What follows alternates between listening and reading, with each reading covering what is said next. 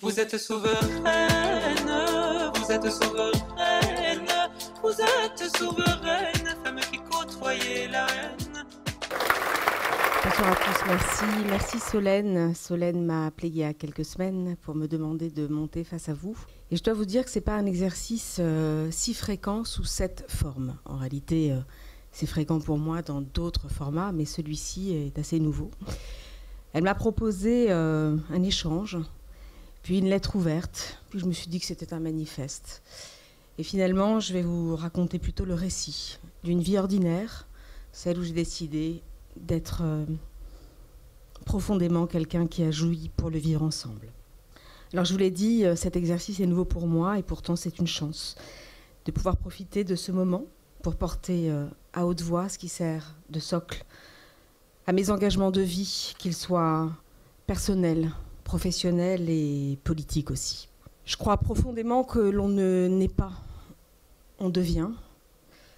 Puis au carrefour d'une rencontre, comme celle-ci, celle aussi avec Solène, que je connais depuis plusieurs années maintenant, on pose un fil conducteur.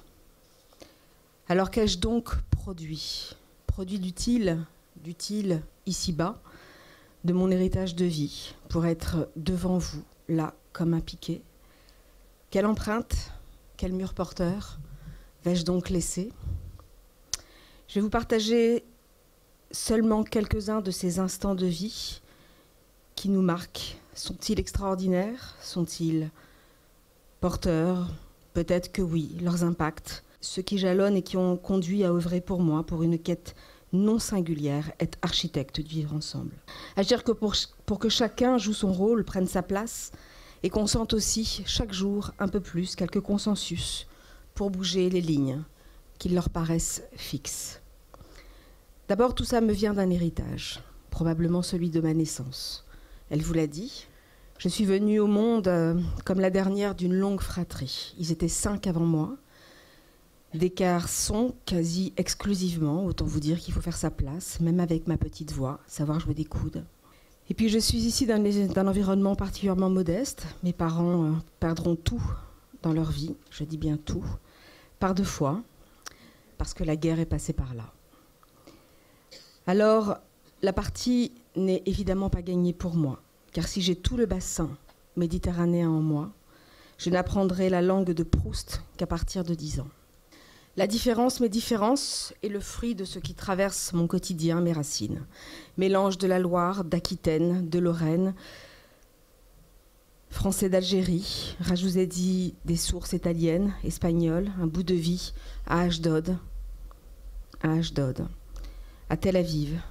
Incluez un petit tour de piste multiculturelle, de l'école Montessori à l'école juive, de la Torah à la Bible.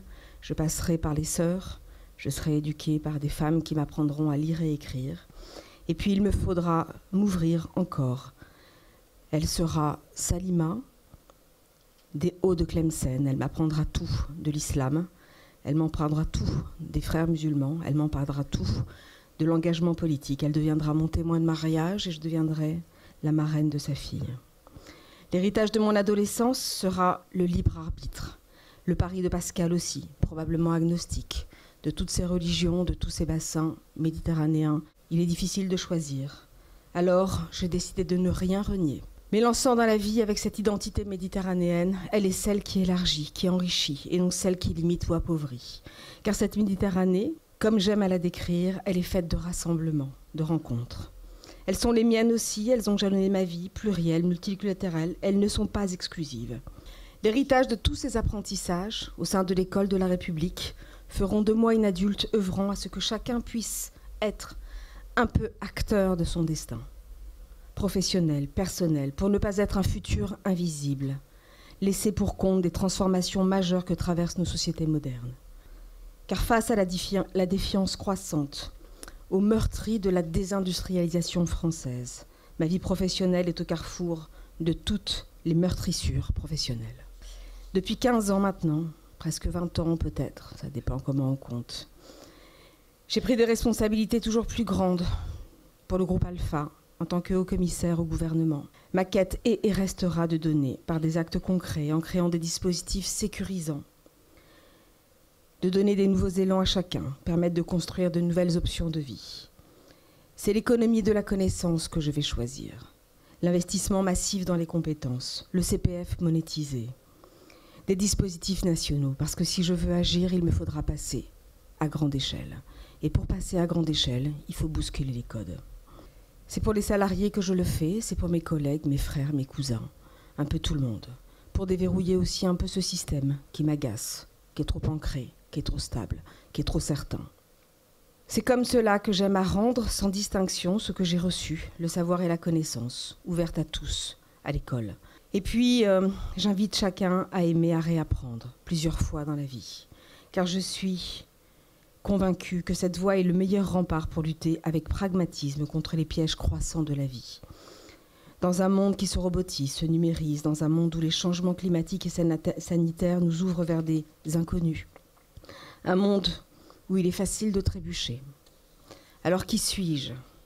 Qui suis-je aujourd'hui pour prétendre trouver quelques solutions individuelles ou collectives face à ces défis aussi déroutants, aussi vertigineux ? J'essaye juste de faire d'une vie ordinaire des instants extraordinaires, en privilégiant la politique des petits pas, jour après jour, pour œuvrer à des transformations très concrètes sur les champs économiques, sociaux et environnementaux. C'est là que je prends ma puissance. Je n'avance pas seule, je m'entoure. Et si c'est d'ici que je m'exprime aujourd'hui, c'est parce que cette Méditerranée reste et sera toujours plus déterminante. C'est là que se concentrent toutes les grandes contradictions du XXIe siècle, dans une confrontation devenue explosive. C'est aussi là que se joue aujourd'hui la guerre et la paix, les relations nord et sud, les réflexions délicates et tenaces sur les migrations, le dialogue des cultures, le métissage et la tolérance face au racisme de retour, réémergent. C'est là que se joue aussi la question des droits de l'homme face aux tensions autoritaires, celles qui mettent à mal nos démocraties. C'est aussi là qu'émergent les velléités des réponses régionales face aux contraintes de la mondialisation. Et c'est ici que les enjeux d'émancipation de la femme, comme de l'égalité des droits et des chances, devront continuer à faire écho. Alors ce n'est pas les bras croisés que je vais assister chaque jour un peu plus à la fragmentation de notre société. Être acteur, c'est croire à la vertu des échanges. J'ai choisi le dialogue social comme voie de passage, sans nier toutes les contradictions d'intérêt. En traitant les divergences, tout en recherchant sans cesse les points de convergence, j'en ai fait la baseline de mon groupe, pour que ceux que je conseille, que ce soit des directions d'entreprise, des syndicats, des responsables du personnel, des acteurs publics. Je sais bien qu'il n'y a pas de consensus facile, mais on aboutit souvent à des compromis très exigeants, dès lors qu'ils sont éclairés. Et c'est comme ça que je pense qu'on agit utilement pour les salariés, pour les jeunes, pour les personnes en situation de handicap. C'est sur tous ces terrains de jeu que j'œuvre. Au fond, je considère que chacune de ces petites victoires du quotidien sont un acte de résistance, intellectuelle au moins, contre la division, le dos à dos. Ça plaide discrètement et concrètement pour une architecte du vivre ensemble, où la confiance sera le ciment d'un futur désirable pour les générations futures. C'est pour ça que je conclurai uniquement avec ces mots que j'aime à dire, c'est une locution latine.